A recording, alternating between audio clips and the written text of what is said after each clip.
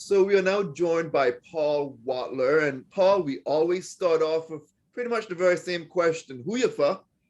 Well, I is for Hewitson Watler and Susan Watler from Low Valley in Town. Wonderful. So where are you at these days? I'm in Lake Lore, North Carolina. Where's that at exactly in North Carolina? South, north, central? You would say western portion of North Carolina and about as far south as you can get in terms of being close to South Carolina. Okay, cool, cool, cool. So in terms of like COVID around your area and stuff, a lot of people have it. What's it like? It is not a lot of people. I mean, it is running rampant through the community.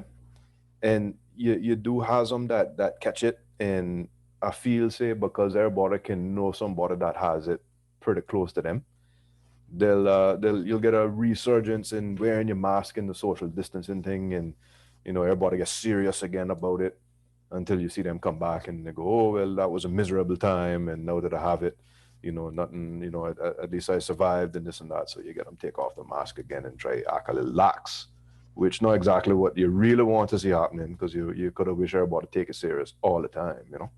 Oh yeah, absolutely. So what are you doing for a living? Are you around people every single day with your job? Yeah, I work in real estate, so unfortunately I do need to be client facing just about every day. All right. So how do you protect yourself with that? Frequent hand washing, wearing a mask. I definitely carry my hand sanitizer with me just in case I don't have access to a restroom facility anytime soon to wash my hands. And a healthy amount of social distancing too. I don't like to have people standing up too close to me, and I try to make sure a lot of what we do is gonna be at least with a window open or what have you. And do you like limit yourself? Do you go to like the restaurants, grocery store, or do you have that delivered to you? What's your life like when it comes to, doing and getting these type of items? I definitely remember to wear my mask if I need to go indoors for any particular length of time around crowds.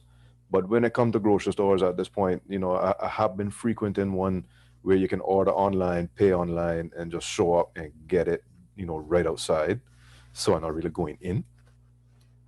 And a lot of things with that too, if I get in gas, I pay at the pump and I don't bother going inside no place. So restaurants and all like that, I've been really cool on that subject. If I can sit out of doors, that sounds good to me. But generally speaking, I really try to avoid a lot of people in an indoor setting. Are you afraid of COVID at all? Like, is it something that makes you live in fear? No, and I mean, really, that is more down to the practical notion of life. I just not the kind of person that feels, say, living in fear of anything is going to add a benefit to my life. So I control what I can control, and I look after myself and my family insofar as I can. And past that point, what's gonna happen is gonna happen, or I don't get COVID. So I don't really let emotions dictate how I gonna feel on a day-to-day basis. Understood. So, okay, man, overall doing much better than most of the world. Got a pretty good vaccination rate, well up in the 70s, who are fully vaccinated. But, there's going to be a time Cayman's going to be opening its borders in the not so distant future. And so there are, people that are concerned, they're a little afraid. What would be some of your messages, or what would be your message to those individuals? Get your vaccination. I mean, it's right there if you can get it, and especially when they have it for free. Don't be bashful. Yeah. And so yeah, definitely get vaccinated is one of your messages. Can you tell me why you chose to get vaccinated as well? I asked, who I called through all of this was my mother, and I just said, Mom, you used to take me to the doctor all the time when I was small, get vaccinations. How many? And even she lost count. I mean, you think about growing up and you think about small children and the vaccination regimen and all the different things that I took inoculations and vaccinations for. And I never got sick with them. So, at this point in my life, I never saw any just or any reasonable concern in getting vaccinated. This hype about, oh gosh, we don't know much about it. I really don't understand where that's coming from. Yeah. And I know I remember you kind of worked in a scientific field when you were back in Cayman for a period of time. Did you ever have to like travel to any foreign countries that required vaccines and stuff like that, or you didn't really have to do all of that?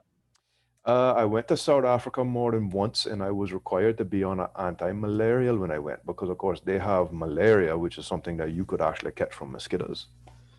And the entire time, they got different regimens you can take. Mostly it's in pill form, But some of them, it's up to you if you choose to take one that you got to take every day or one that you take once a week. So that was interesting. That one, the couple of times I did that, and you definitely got to remember and stay on top of it, because malaria is something that if you catch that could resurge on you else time in your life. You could go years and suddenly it creep up on you, lay you up in the hospital. So that was a concern, yeah. And when you think about how that applies at home, you think about going abroad. That's an excellent point, actually. You think about going abroad and what kind of health concerns you might have in a different place. Sometimes those health concerns could come to you.